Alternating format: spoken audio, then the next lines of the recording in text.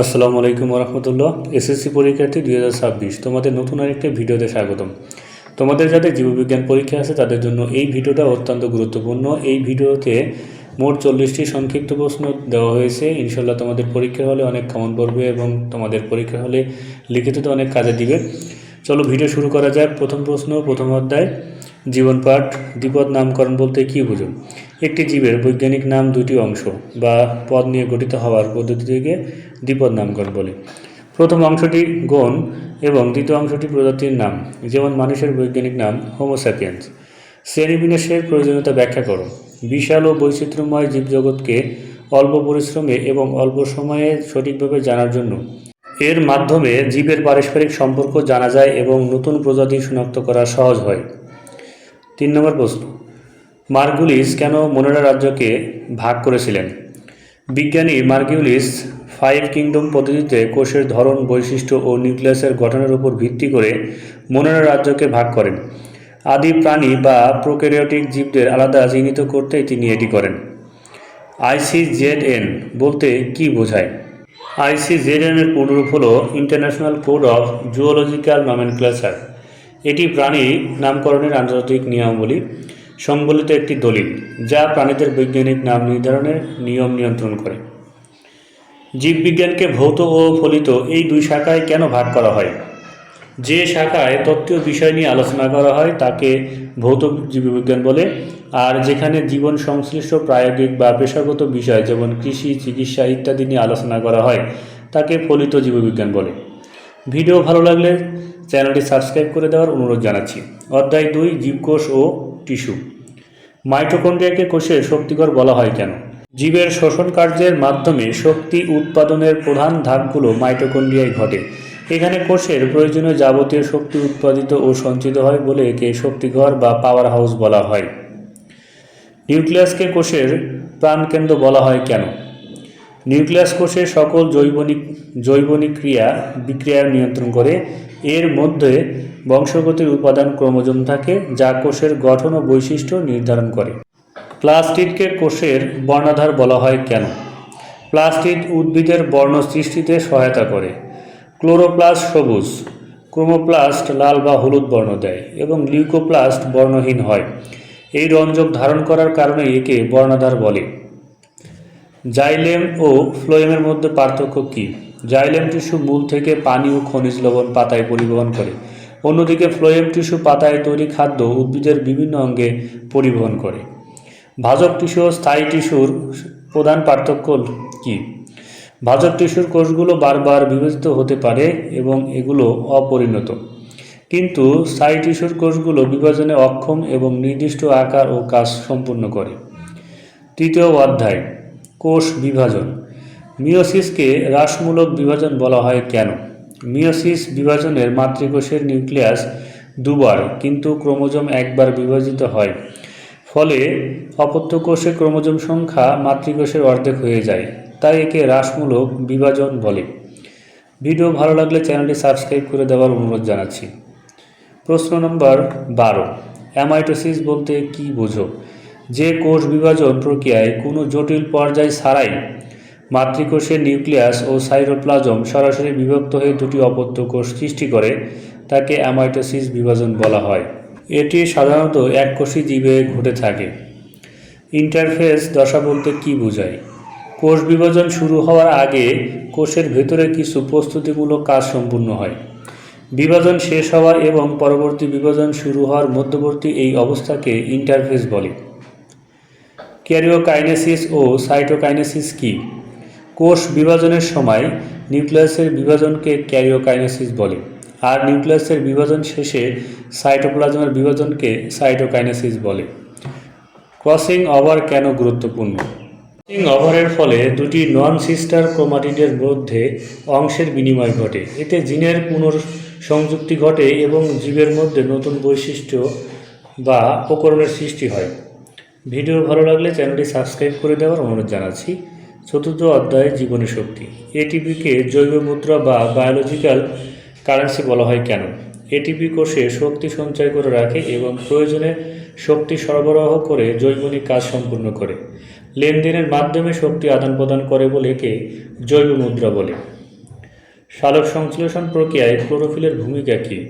Chlorophyll সূর্যালোক থেকে photon কণা শোষণ করে রাসায়নিক শক্তিতে রূপান্তরিত করে। এটি পানিকে ভেঙে অক্সিজেন ও হাইড্রোজেন মুক্ত করতে সহায়তা করে। আলোক নিরপেক্ষ পর্যায়ে অন্ধকার পর্যায়ে নয় কেন? এই পর্যায়ে আলোর সরাসরি প্রয়োজন হয় না, তবে আলোর অনুপস্থিতিও জরুরি নয়। আলো থাকলেও এই প্রক্রিয়া চলতে পারে, তাই একে আলোক নিরপেক্ষ পর্যায় বলাই অধিকতর সঠিক। অবাধ শোষণ ও সবাধ শোষণের মধ্যে মূল পার্থক্যটা কী? সবাধ শোষণ অক্সিজেনের উপস্থিতিতে ঘটে এবং প্রচুর শক্তি উৎপন্ন হয়। অবাধ শোষণ অক্সিজেনের অনুপস্থিতিতে ঘটে এবং খুব কম শক্তি উৎপন্ন হয়। গ্লাইকোলাইসিস বলতে কী বোঝায়? শোষণের প্রথম ধাপে এক অণু গ্লুকোজ বিভিন্ন রাসায়নিক বিক্রিয়ার মাধ্যমে 2 অণু পাইরুভিক অ্যাসিডে পরিণত হওয়াকে গ্লাইকোলাইসিস বলে। এটি সাইটোপ্লাজমে ঘটে। ভিডিও ভালো লাগলে চ্যানেলটি সাবস্ক্রাইব করে দেওয়ার অনুরোধ জানাচ্ছি। জীবের প্রজনন 11 অধ্যায়। নিষেক বলতে কী বোঝায়? পুংজনন কোষ ও স্ত্রী জনন কোষের মিলনের মাধ্যমে জাইগোট তৈরির প্রক্রিয়াকে নিষেক বলে। এটি প্রজননের জন্য একটি অত্যাবশ্যকীয় ধাপ। স্বপরাগায়ন ও পরপরাগায়নের মধ্যে পার্থক্য কী? একই ফুল বা একই গাছের দুটি ফুলের মধ্যে পরাগায়ন হলো স্বপরাগায়ন।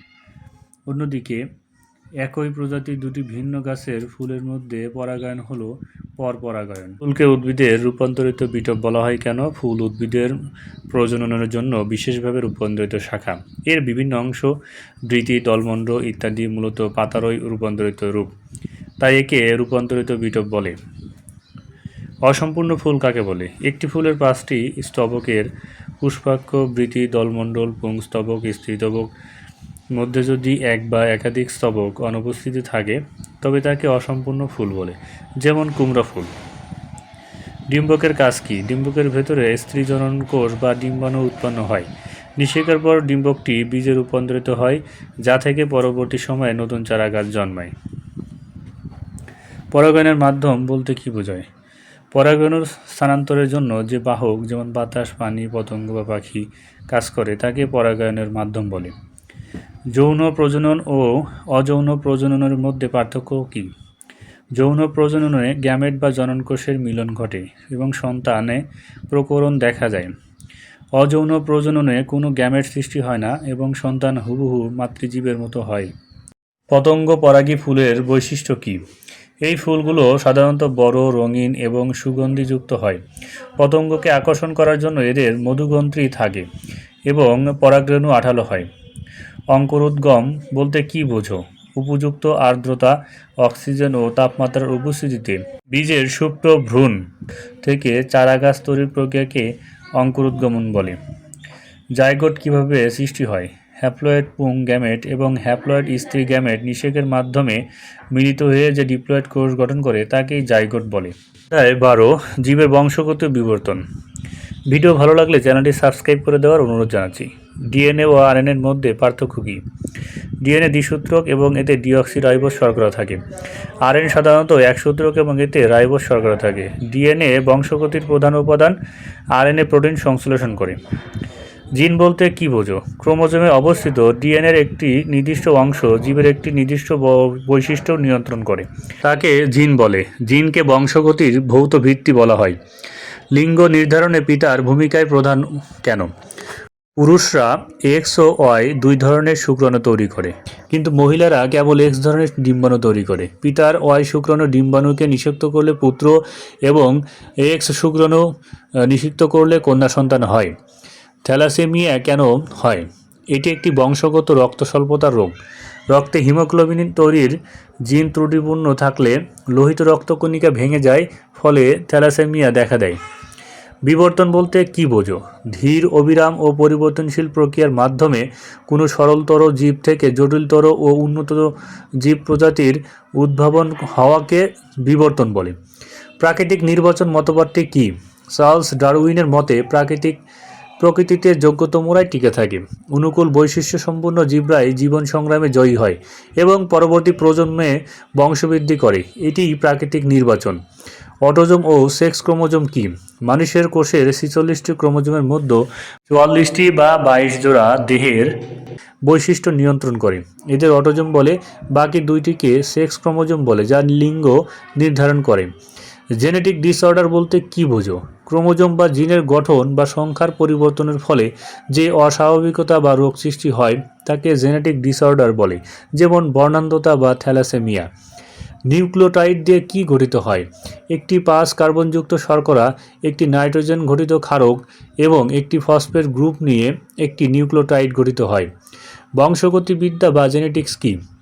জীববিজ্ঞানের যে শাখায় জিনের গঠন, কাজ এবং বংশ পরম্পরায় পিতামাতার বৈশিষ্ট্য সন্তানের স্থানান্তরের প্রক্রিয়া নিয়ে আলোচনা করে তাকে বংশগতিবিদ্যা বলে। ভিডিও ভালো লাগলে চ্যানেলটি সাবস্ক্রাইব করে দেওয়ার অনুরোধ জানাচ্ছি এবং তোমাদের সকলের জন্য শুভকামনা রইল। আল্লাহ হাফেজ।